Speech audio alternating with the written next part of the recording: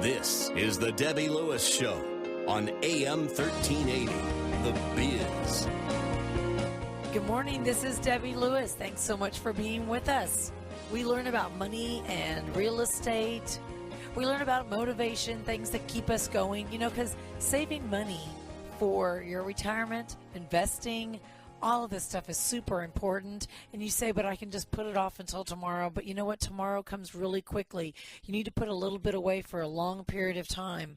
But this morning, we've got a different slant on things. I asked John Brubaker to be with us. Good morning, John. How are you? Morning, Debbie. Great to be here with you. Thanks so much. So I've been having a lot of people on the written books about different things and have different ideas about, mindsets. What is the new book that you have out? It's called Stadium Status, Taking Your Business to the Big Time. Okay, so we have a lot of small business owners everywhere in the United States, and they get in the business to run their business and to do what they're passionate about, and sometimes those other things just fall by the wayside. Accounting, PR, marketing, they're not gurus in those areas. What can your book help us do? It can help you change your perspective because, you had mentioned small business everywhere. And the SBA actually, their research indicates 99% of all businesses are small businesses. Yet, everyone loves to talk about big business, which actually represents such a small portion of what drives our economic engine. There's almost a negative connotation to small business. And I would argue for everyone to stadium status basically means you're a big enough brand that you could fill a stadium with your fans. And it's based in entertainment. I don't think necessarily a small business owner wants to fill a stadium with fans, but they sure would love to have the equivalent of a stadium full of customers for their brand and to be better known. So I think it'll shift your mindset more than anything. And, what I've learned in everything, whether it's the way you deal with your spouse or your kids or neighbors or customers, you all come from a different perspective. You have your slant on the world, and that slant is not the same slant everybody else has. So I think that's a problem with some entrepreneurs is they don't know enough. They have enough enthusiasm for their own business. They think they can take it anywhere. But really, you've got to put yourself with a different perspective of a mindset of your customers and what do they need and want for you. And they're not thinking about your business all the time. What did you do, John, in your life? Tell me about your background a little bit. So I am what you would call a recovering coach. I spent 12 years as a college lacrosse coach before I was fired on my birthday, of all days. Aww. For not winning a national championship. High-pressure business, much like being a small business owner. And I really, at that point, had to reinvent myself, and that was kind of the day I became an entrepreneur, started writing and speaking, and that's what's led me to today. So, all of that adversity has prepared me for what I'm doing now. Sure, coaching is hard because you're dealing with kids. What team did you coach for, John? I coached at St. Andrews University, which is a small Division II school in North Carolina. Okay, and everybody wants to win, right? So you got punished because you didn't win, but you're not the only one out there working. You had a whole team of kids, and they have different perspectives too. And sometimes you don't have the talent pool, or you don't have the money, there's all kinds of reasons why you can't win. Yeah, I think that the parallel for the small business owner is.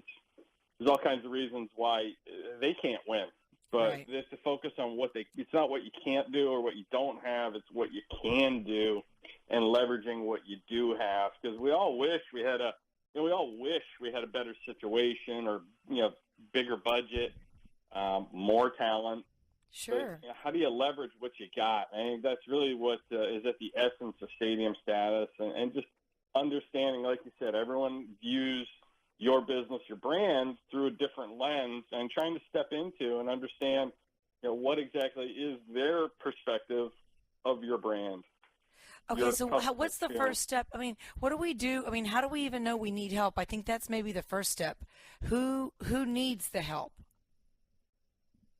Everybody needs help. And they just don't know they need help. There are those who know they need a coach and those who don't realize you need a coach yet. I think Eric Schultz said it best. And the one biggest shift that he made in his business, he recommends everyone do, is to get a coach because, they can see the forest through the trees and you can't. And I think that no matter how well we're all doing, there's always this other level that we don't even realize we're capable of reaching. Right. But I think a good starting point really is we always look outward for the answers when we could start by looking inward. I love what the Boston Red Sox did a few years ago. I live in Portland, Maine, and we have a minor league affiliate of the Red Sox. Okay. And what they did at the end of the season, their front office went on what they call a listening tour. And they went to they went all over Massachusetts and Boston, having kind of town hall meetings with their fans and their ticket holders. And then they went into all the small markets where they have minor league franchises and just said, what can we do to improve the fan experience? How can we help you and serve you better as a customer? And they just listened. They got some great ideas. One was gluten-free menu items. Another was freezing ticket prices. I think they did that for 2 seasons, improving the parking, improving the fan experience, Wi-Fi in stadium kind of stuff. Nice. And, when I saw that happening, I'm thinking, now there's something every single business could and should do. They got their answers from their existing customers and how to expand the brand and improve the experience. And we could all take a listening tour with our customers. Yeah. But do you think people are afraid of what they might hear? Or I think insecure people are afraid of what they might hear. And maybe I believe they have a fear of success. They're afraid that if they actually did something to make it better, they might be more successful. But you know what? They're a baseball team. Let's take your baseball team, for example. Sure. Say I'm a small business, but I'm your baseball team now. So I'm going to go on this listening tour, and people are going to say, I want better parking. I want gluten-free food. I want Wi-Fi. Well, you're not there for the gluten-free food or the Wi-Fi or the parking. You're there to watch the game. So what do those other things have to do with you coming and buying tickets to the game? Oh, I would argue they are actually there for all of that. And then maybe the baseball is a secondary experience. You're there to be entertained. And if there's one thing that we love in America, it's to be entertained. We'd rather be entertained than educated. Oh, yeah. And so I think that everyone attends the game for a different reason. Your show is in a bunch of markets in Texas, right, Debbie? Yeah, it's in Texas and Florida. Let me give you a couple of great examples from right in everyone that's listening in Texas, right in your backyard there. There's a cowboy boot company called Anderson Bean Cowboy Boots. And never heard of them, but okay. Okay, they're in Mercedes, Texas, which is like practically Mexico. But right. They do a really interesting thing. Ryan Vaughn's their general manager. Ryan's a friend and colleague of mine. And what he does is he goes into each of their markets where they have retailers, and he sends not a sales rep, but a tech rep, what they call tech reps, just to find out how they can serve their customers better. It's a form of a listening tour like the Red Sox do. Right. And they just ask a couple of questions. They're not there to upsell them. They're there to help them. What trends are you guys noticing in the market? What's working for the competition? What can we do to make it easier for you to sell our boots? And probably the most important question they ask is when we lose a sale, who is it usually to? Okay. Well, those sound like good reasons to find out why you're not getting the business. Yeah. And I think that's, again, something every business could do. It's facilitative. You're trying to help the retailer or the vendor or the customer. You're not doing it in a manipulative way. It's different between doing something for your customer versus doing something to them. And, right. We're in a kind of a time in business where it's low trust. So we've really got to nurture and develop those relationships and get face-to-face with people like that. And, having those tech reps visit retailers really helped elevate their brand and prevent them from being commoditized. And, how often do things boil down to, all things being equal, we'll just go with whatever's the lowest price. Right, that right. helped them they're able to differentiate away from price and custom tailor the experience for each of those retailers with their customers. I don't think of things as an experience necessarily. I think of things on my to-do list, but that may be just me. So, if you say going to a game is an experience, and I think it's just there to see your team win, but that means so many different things, I guess, to so many people. So you have to figure out, if you own a restaurant, are people going there to experience the ambiance? Are they going there because of the energy? Are they going there because it's a good place to have a business lunch and it's quiet? Or, everybody's got their motives. So what you're saying is we need to uncover what our customers' motives are. Absolutely, and I think that you'll get far better, I'll put it to you this way, you get far better intel if you can get out and get in front of the people as opposed to simply sending an email survey. Right. I don't think anybody wants to do that anymore. No, it just shows a greater emotional investment in your business and in your customer when you're willing to take the time to do that. The Red Sox, they go on this listening tour at the end of the season, and they send all their, quote, VIPs from the front office. Right. Well, what most people don't realize is that's actually the busiest time of year, not in season, but in the off season. That's the busiest time of year for the front office. So what they're really doing is they're sending a very clear message that, yeah, we're extremely busy, but you, the fans, our customers, are priority number one.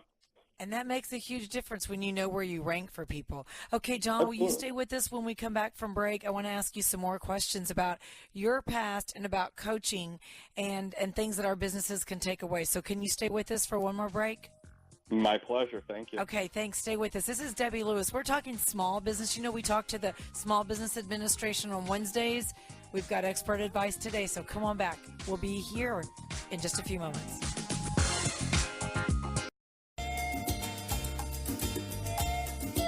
You're listening to The Debbie Lewis Show on AM 1380, The Biz. And we are back. John Brubaker, you are with us. So from a lacrosse coach to now a business coach, John, how far do we have to be going as a business in our age? Like, the first year, the third year, when do we really look up and notice that we need help as a coach? Because, you're saying that maybe that's something that you should do always right away. But I don't think businesses think that they're ready for a business coach right away. They want to do it their way for a while. Yeah, we have a saying, Debbie, here in Maine. I live out in the country just north of Portland, Maine, and the saying is, the time you want the map is before you enter the woods. Nice. I think the same thing holds true for small business owners, entrepreneurs. The time you want that guidance is before you're in the weeds, so to speak, in your business, and you get so busy that you don't even have time to look up, and that's when you start to get in trouble. And I think it all really starts with having a very clear vision of what you want and how to get there. And if you've never been there, wherever there is before, you ought to seek out somebody who has, because they can help you avoid some potential landmines. I know one of the things. As a coach, do you think it's hard for people to take advice from coaches? Like kids, how did your kids respond all the time when you gave them direction? I think kids are just, when I say kids, I was dealing with 18 to 24-year-old young adults as a college coach, and it's kind of a frightening thought that your job security rests in the decision-making ability of 18 to 24-year-old males. But, they're no different than business owners or adults. What they like is what works. So if you can show them something works and has value, they're going to buy in, but they really need to be sold on that. And, there are a lot of different ways to get to that point. But I think it starts with confidence. And as a coach, as an athlete, as a business owner, salesperson, if you don't have confidence, you don't have anything, because people can sniff that out. And on the flip side and the positive side, when you have confidence, that's contagious, and that creates all sorts of other positive momentum for your business. When we are looking for a coach, what are the things that we're supposed to look for? You say we need to find someone that's been there before, but you don't want to go to your competition. Who do you find as a coach? And do they have to be in your line of work? No, I am a big, big believer, and this is sort of foundational in all the work I do, the other books I've written as well. The best ideas will always come from outside your industry. Because really? there's this nasty term that we have in business called best practices. Right. And I would argue that best practices are not what you want. because they're also common practices. And if you're doing the same things your competition's doing and they're ahead of you, you're never going to beat them. You need to be doing it differently and find another way. So, my best advice for anyone who's even considering getting a business coach is to ask them one question before you move forward with anything else in the conversation. Who's your coach? What's the question? Wait a second. I'm going to write this down. What's the one question? The one question is, who's your coach? Oh. And I am able to, when people are, quote, interviewing me and interviewing some other coaches, I actually have a guide on how to hire a coach that I'll give them. Question 1, ask them who their coach is. If they can't answer that, conversation's over, because they don't believe, if they don't have a coach, they don't believe enough in what they're selling to invest in it themselves. Oh, I hadn't really thought about it like that. Yeah, so how much do you really believe in what you're doing that you don't invest in it yourself? They don't have the skin in the game. Why would that make them qualified to coach you? Okay, so small business people, when they're looking at getting a coach, what are they getting a coach for? Are they getting it for their own mindset? Are they getting it to, like you said, see a bigger picture than what they see? What do they get a coach for? Make a plea to my small business owners right now. Why do they need a coach? What can a coach do to help them, whether you or anybody else? Well, for me, a lot of my work is mindset and helping people get a more clear vision. So here's what I'll do. If you're not driving, I want you to do this exercise with me on the radio. Debbie, you can do this in studio. Here's what I want you to do. I want you to take your arm and raise it as high as you can over your head. Raise it as high as you can. You got it? Got it. Okay. Next thing I want you to do is raise it a little bit higher. Okay. A little bit higher. Did you? Yeah. Did you? Yes. Okay, so here's the problem with what just happened, everyone. I gave you a specific instruction. Raise it as high as you can. That was my first instruction. Do your best to raise it as high as you can. But then you didn't, because you found a little bit more that you could do. And I think that's a great metaphor, is we set our goals too low, and we don't realize that we have a whole other level we can get to. That's a really smart exercise. That's really smart, because, you think you're doing what you're supposed to do, but you can always do a little bit better, jump a little bit higher, be a little bit faster, right? Absolutely. And that doesn't necessarily mean working harder. It means working smarter. Everybody works hard. You have to today, but how many people are working smarter? And that's just it. I think, we all have our own way of doing things, and we think our way is the right way, and it's just our way. There's a million ways to do it. Absolutely. And today, now more than ever, with smartphones, you have your own TV studio on your phone. That's true. You have your own radio. It's like, that is the differentiator and the game changer that's leveled the playing field for everyone. And what it's shown us is there's no linear route to success. There are a lot of different directions to get there. But, you need to make sure you're not setting your goals too low and hitting them. That's more dangerous than setting them too high and missing. Yeah, and I think a lot of people haven't had a coach in life in general. Maybe they don't remember the sports coach, but everybody kind of, I think, sets their eyes on what they think they can attain. And you're right, they don't stretch higher, they don't go further. John, how can we find your book? Give me the name of the book again. It's called Stadium Status, and the best way you can find it is simply to go to stadiumstatusbook.com. It's available on Amazon, wherever books are sold. Got it. I'm going to call you and have you back, because I want to find out for my entrepreneurs, maybe 3 things. Next time you come back, think of 3 things that we could do to improve, or maybe you can do that now. 3 things that we can do to improve ourselves that we may not even have thought of. Like, what are areas that we can? Yeah, I'm ready. I got them. Ready? Okay. Yeah. Number 1, think big. Big. Number 2, start small. Okay. Number 3, act now. Act now. I think that may be our biggest start problem. Small, act now. Yep. Okay. Well, you are faster than I thought, but you're a coach, so you do this. Okay, we're going to have you back, John. Thanks so much for being with us. Have a great day. Thank you, Debbie. You too. Thanks. Thanks so much. Stadium Status. Wouldn't we all like to have our customers fill a stadium? Wouldn't we like to? I would like to have my clients fill a stadium.